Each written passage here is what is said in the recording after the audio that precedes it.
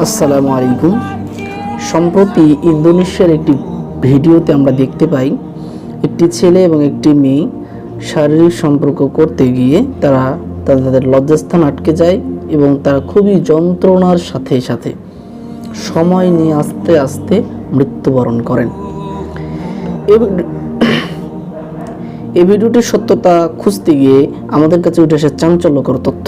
আমরা জানতে পারি এই ভিডিওটি একটি শর্ট ফিল্মের অংশবিশেষ মাত্র। এটি কোনো সত্য ভিডিও নয়, এটি একটি অভিনয় যার মাধ্যমে মানুষকে মেসেজ দেওয়ার চেষ্টা করেছে জেনার ভয়াবহ পরিণতি সম্পর্কে, যা আল্লাহ সুবহানাহু ওয়া তাআলা পবিত্র কোরআনে এবং আমাদের প্রিয় নবীজি সাল্লাল্লাহু আলাইহি ওয়াসাল্লাম হাদিসে বলেছেন।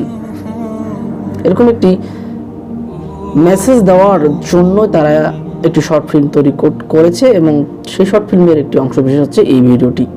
তবে তারা দুধ বেচে মদ খাওয়ার মতো একটি ঘটনা ঘটিয়ে ফেলেছে, যেটা হচ্ছে এই ভিডিওটি প্রকাশ করার মাধ্যমে। এবং এটা আবার কেউ কাট করে তাদের গজব, আল্লাহ গজব নাজিল হয়েছে, কিয়ামতের আলামত ইত্যাদি ইত্যাদি বলে যারা চালিয়ে দিতেছেন, তারা আবার এক পায়ে গিয়ে শুধুমাত্র কটা ভিউজের জন্য মিথ্যা প্রচার করছে। এটি কোনো সত্য ঘটনা নয়, এটি একটি মিথ্যা ঘটনা এবং এটি অভিনয় মাত্র। এবং তারা অবশ্যই এটা ভুল করেছে, তারা জেনাকে প্রমোট করেছে।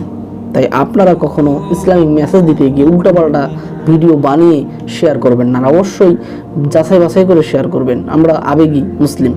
ডক্টর খন্দকার আব্দুল্লাহ জাহাঙ্গীর রাহিমাহুল্লাহ বলতেন যে বাংলাদেশের মানুষের ধর্মীয় জ্ঞানের চেয়ে ধর্মীয় আবেগটা বেশি, যার কারণে তারা আবেগে পড়ে গিয়ে উল্টাপাল্টা কিছু করে ফেলে, উল্টা কিছু বলে ফেলে এবং তারা যাচাই বাছাই করার প্রয়োজনীয়তা বোধও করে না। তাই সম্মানিত সুধী, আমাদের উচিত যাচাই বাছাই করে কোনো কিছু শেয়ার করা। আর যারা মিথ্যা প্রচার করেছেন, আল্লাহর গজব, তারা জেনায় লিপ্ত হতে গিয়ে আল্লাহর গজব পতিত হয়েছে বা কিয়ামতের আলামত ইত্যাদি বলে চালিয়ে দিতেছেন, তাদেরকে সাবধান করছি, মিথ্যা প্রচার করবেন না, কারণ সত্য অবশ্যই প্রকাশিত হবে আর মিথ্যা বিলুপ্ত হবে। আল্লাহ সুবহানাহু ওয়া তাআলা আমাদের সঠিক বুঝ দান করুন।